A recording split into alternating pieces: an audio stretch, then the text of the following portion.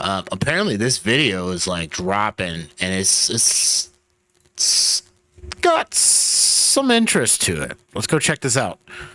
Apparently this is like a solo interview with Kamala Harris and ABC News. Let's see what's up. Of course. As you know, we're sitting here in a state and arguably in front of an audience that 54 days from now could decide the outcome of this presidential election. Yeah. You hear it more than I do. People want to know more about you and about your specific plans. At the debate the other night, you talked about creating an opportunity economy. I wonder if we can drill down on that a little bit. When we talk about bringing down prices and making life more affordable for people, what are one or two specific things you have in mind for that? Well, I'll start with this. I grew up a middle-class kid. My mother raised my sister and me. She worked very hard. She was able to finally save up enough money to buy our first house when I was a teenager. I grew up in a community of hardworking people, you know, construction workers and nurses and teachers. And I try to explain to some people who may not have had the same experience, you know, but a lot of people will relate to this.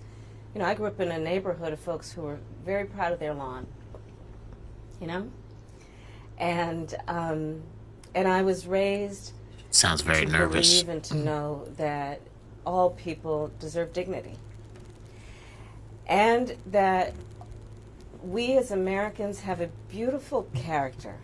You know, we have ambitions and aspirations and dreams, but not everyone necessarily has access to the resources that can help them fuel those dreams and ambitions. So when I talk about building an opportunity economy, it is very much with the mind of investing in the ambitions and aspirations and the incredible work ethic of the American people, and creating opportunity for people, for example, to start a small business. My mother, you know, worked. I'm just gonna stop this lady real quick. It's so interesting that she's talking about helping the American people, but it seems like all of this resources and help is going to folks that aren't from this country, and the American people are the one that are itching for these resources, but are not getting them. So how is this woman working towards that? And if she's working towards that, what has she been doing this whole time? Like, that's so wild, man. Worked long hours, and our neighbor helped raise us. We used to call her, I still call her, our second mother. She was a small business owner. I love our small business owners. I learned who they are from my childhood, and she was a community leader. She hired locally, she mentored. Our small businesses are so much a part of the fabric of our communities, not to mention, really, I think, the backbone of America's economy. So my opportunity economy plan includes giving startups a $50,000 tax deduction to start their small business. It used to be $5,000. Nobody can start a small business with $5,000. But investing in people's innovative ideas and giving them the ability to go for it. Opportunity economy means, look, we don't have enough housing in America. We have a housing supply shortage. And what that means, in particular for so many younger Americans. I feel like there's a housing supply shortage because the economy sucks and people aren't able to afford a home. And I feel like the homes that are being acquired are not being bought by the American people. I digress.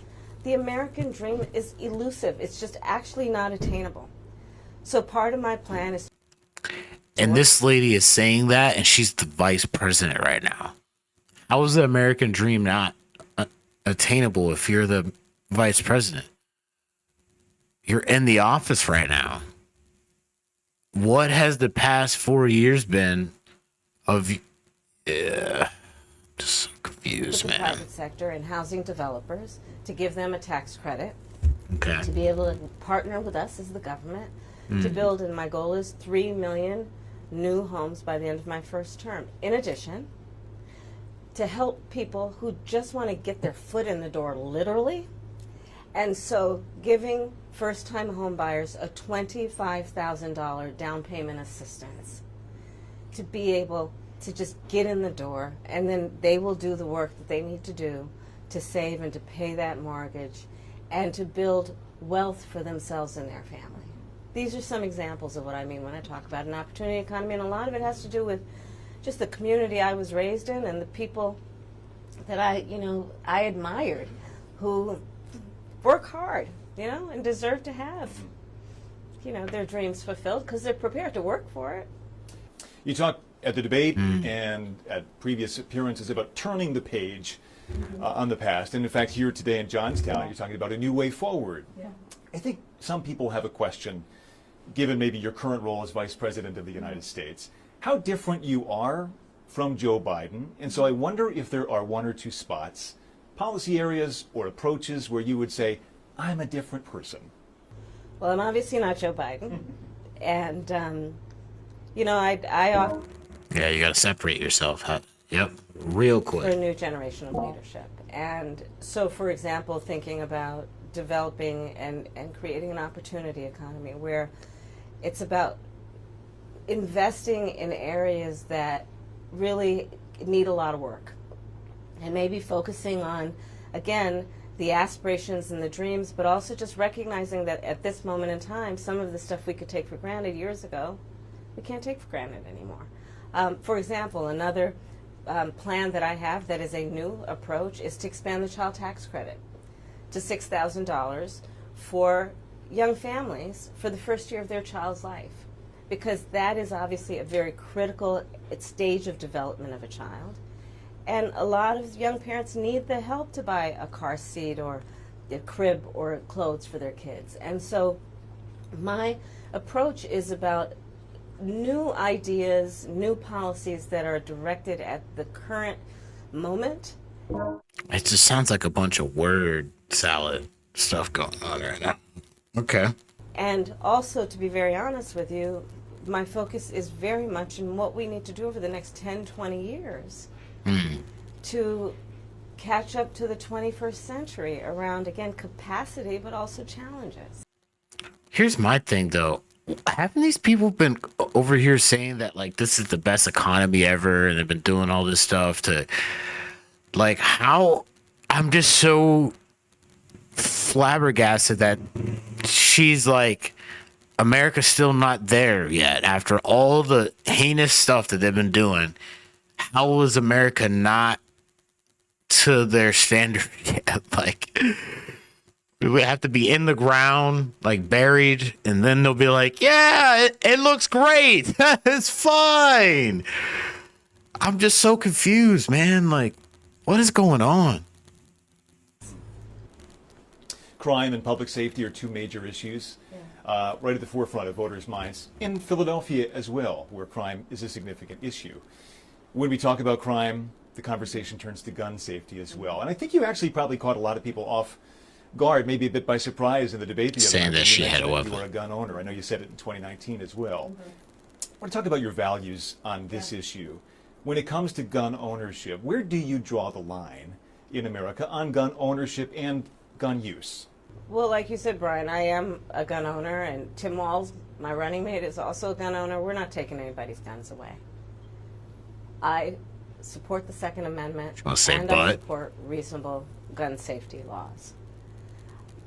Part of my approach to this is I was a career prosecutor for most of my career. I have personally prosecuted homicide cases. I have personally looked at autopsies. I have personally seen what assault weapons do to the human body. And so I feel very strongly that it is consistent with the Second Amendment and your right to own a gun to also say we need an assault weapons ban. They're literally tools of war. They were literally designed to kill a lot of human beings quickly. I say we need universal background checks. The majority of NRA members support that.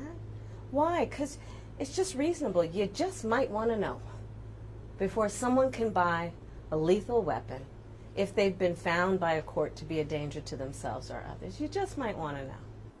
Two final questions, if I might. Sure. On the appeal of the man you were running against, as you drove here today, you likely saw a lot of Trump signs. He has an historic appeal in this country. And as you are someone running against him and trying to understand that, I wonder how you distill it. What do you understand his appeal to be? And how do you speak to his voters? It's a great or question. maybe people who just share his values but are open to something else? I, based on experience and a lived experience, no. In my heart, I know, in my soul, I know that the vast majority of us as Americans have so much more in common than what separates us. And I also believe that I am accurate in knowing that most Americans want a leader who brings us together as Americans and not someone who professes to be a leader who is trying to have us point our fingers at each other. I think people are exhausted with that approach, to be honest with you. I think people want a leader who has common sense and tries to find common ground. I'm supported by over 200 Republicans who worked for both Presidents Bush, John McCain, and Mitt Romney. I'm supported by the former Vice President Dick Cheney, former Congress member Liz Cheney.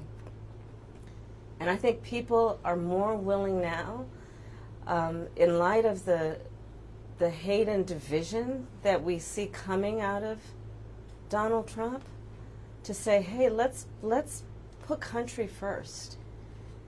And I think that just makes us stronger and more healthy as a country. To say, look, we can all debate our differences around, various policies, but let's stop with the division. Like, enough of that. Let's bring everybody together.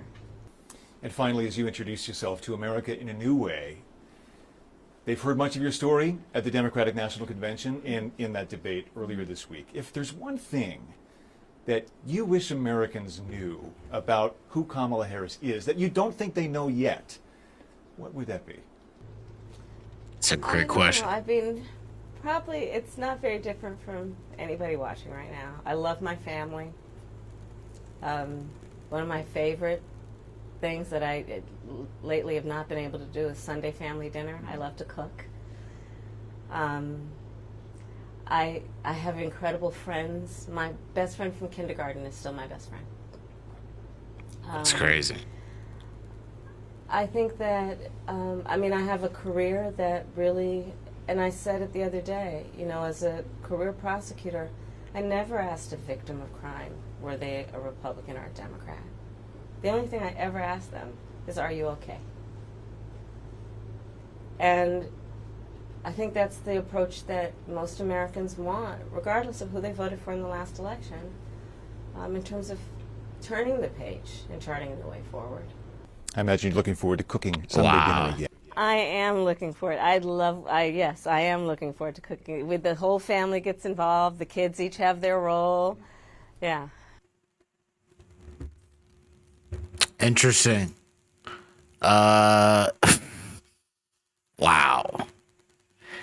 That's something else, huh? That's something else. This is an interesting side of Kamala Harris that we're seeing here. This is the first interview with her after all of this, by herself, now that she's running for president. This is like the first interview to where we kind of get to know her a little bit better. This is like the longest I've seen her speak without being in front of a bunch of people. I think the questions were pretty good. It's just very interesting because it seems like a front, man. It could be such a well coordinated, performed front, right? May seem all genuine, but it's like, yo, you just go outside. It just looks terrible. Looks freaking terrible. It doesn't match the energy that she's giving off and what's going on in real life does not match. So it's like, what is the next move? Like, this lady can't be serious, right? And if she really thinks that she can make a difference, and why is it not being done right now? Why can't she just go and talk to Joe Biden right now and they start figuring this stuff out right now, where they're not just locking people up and censoring people who don't have their political opinion, that do not share their political opinion. You know what I mean, or beliefs or whatever. It's just interesting times right now. Very interesting times. This video seems to be going pretty viral. Let me know what you folks think. This is Kamala Harris in her first solo interview with ABC News, September 13th, 2024. It's your boy Kicking It with Timmy B. See you on the next one. Bye. All right.